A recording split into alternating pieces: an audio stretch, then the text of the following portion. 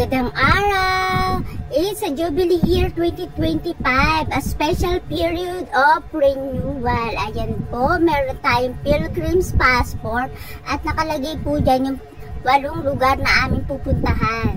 Ang unang-unang pinuntahan po namin ay ang Cathedral Shrine and Parish of the Good Shepherd. Ayan po yung unang church na pinuntahan namin. Kung makikita nyo po yung Holy Cross is meron pong takip na telang violet. And then, kami po ay nagdasal po muna dyan. And then, after po na nagdasal, pinuntahan din po namin yung office, yung parish office po ng church na yan. Para po magpatatak doon sa aming Pilgrim's Passport. Yan, kung makikita po nyo dyan, dala-dala po namin ang aming mga Pilgrim's Passport.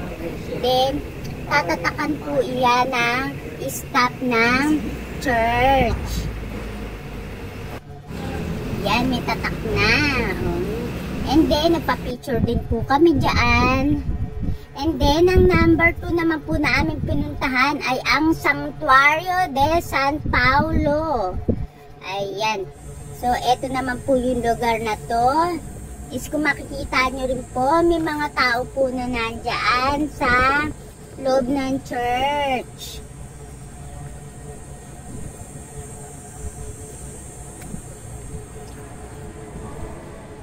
Meron din pong nagpunta po dyan para sa kanilang religious journey activity. Ayan, marami-rami nga rin po sila. At nagpa-picture na po sila dyan sa loob after po ng kanilang pagdarasal. Yan. At binidyo-bidyohan ko po muna yung lugar. Makikita nyo po, napakaganda. At syempre, nagpatatak din po kami sa aming pangalawang Holy Place Journey. Ang Santuario de San Paulo. At plus, picture taking ulit. And then, ang pangatlo naman po ang Diocesan Shrine and Parish of Our Lady of Fatima. Naku, napakaganda po ng lugar na yan. Ayan, men, makikita nyo po dyan. Meron po ribulto po ni Mama Mary sa pinakataas ng kanilang canopy. Napakaganda po ng lugar. Nakakahanga po talaga yung pinuntahan namin church na yan. Though medyo malayo-layo po yung aming biniyahe, isulit naman po ang lugar ng holy place na yan. Habang paakyat ka pa lang po dyan sa loob ng kanilang church, talagang mararamdaman nyo na yung presensya. Talaga naman, makikita nyo po dyan, marami pong mga nakasulat dyan sa stairs ng paakyat ng kanilang church. And then, meron na po dyang staff na nag-assist po sa amin. Kung kami po ay may passport, pilgrims na dala-dala. So, kung ano po yung mga dapat gawin, yung guidelines po, ayan o, binigyan na po nila kami ng leaflets, yung booklet po.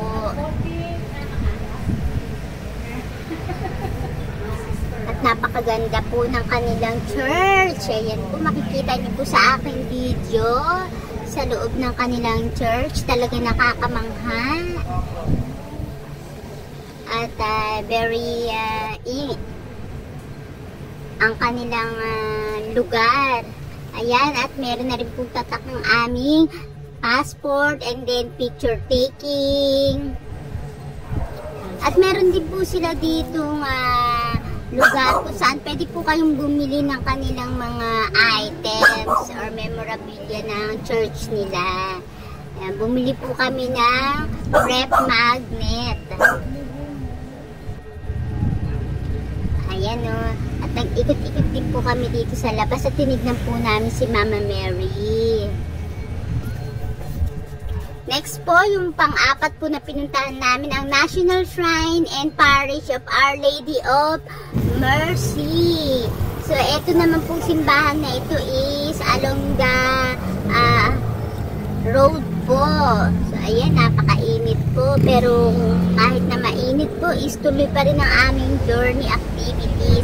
At meron din po staff po ng kanilang simbahan na nag-assist po sa amin at nagpaliwanag ng guidelines kung ano po ang una namin dapat gawin. So, dapat magdadasal nga po. Ayan, nakalagay po sa kanilang entrance ng simbahan. At pinuntahan din po namin ang kanilang religious store. Siyempre, nakalagay po dyan yung mga pwede pong bilhin na mga memorabilia din ng kanilang simbahan. At bumili din po kami dyan ng ref magnet.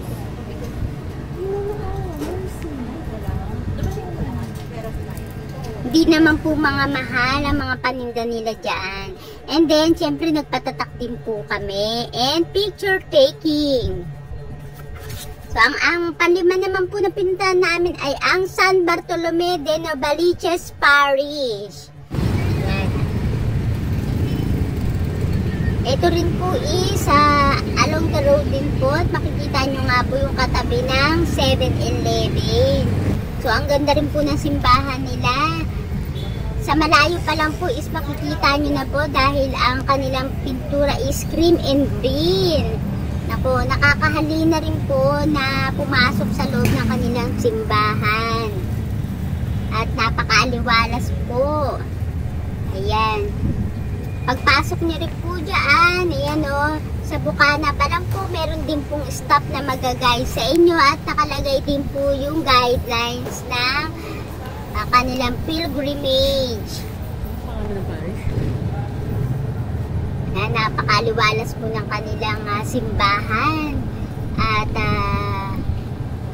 malamig po. At syempre ito rin po, nagpatatak na rin po ulit kami ng aming passport and picture taking. At ang pang-anim naman po namin pinuntahan ay ang Our Lady of the Annunciation Parish and Shrine of the Incarnation. Yan. Along the road din po ang simbahan na ito at dahil medyo mataas po ang kanilang simbahan, medyo pataas po ang aking pag-video. Hindi po ako makapag-video sa may pinakaharapan dahil nga po sa mga nagdadaang mga sasakyan. So, paganyan po ang aking video. Ayan, meron din po staff dyan na mag-guide sa inyo pagkapasok po at meron na po nakalagay dyan na guidelines. Ayan, nung pumunta po kami dyan, meron pong misa sa loob. So, ayan po. At konting video lang po ang aking ginawa at ito po yung mga staff po nila dito sa simbahan na nag-assist po sa amin. So, isusulat po sa logbook ang aming pangalan at picture taking.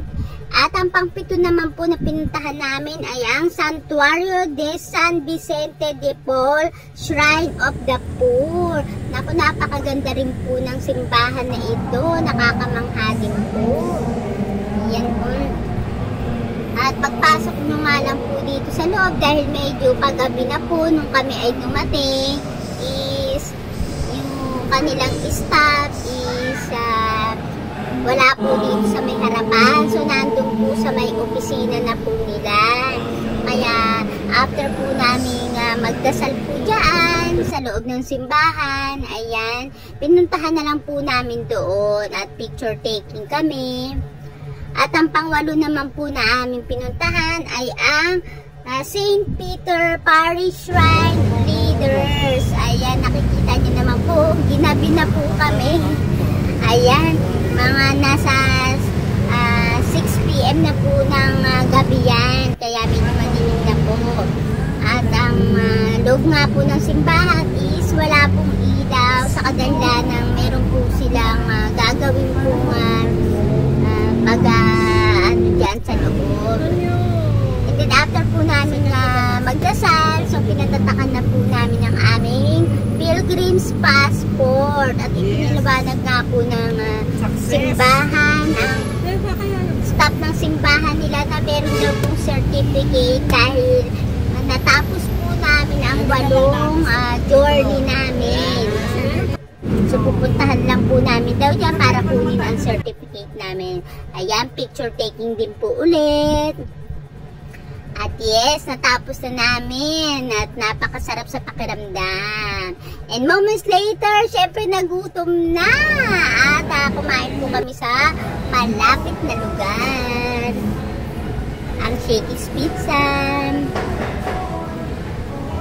Yun ang sarap. Overload ng aming kinain dahil talaga naman nagutom na po kami. Ayan, ang aking mga friends, si LV, si Winnie, at si Shine.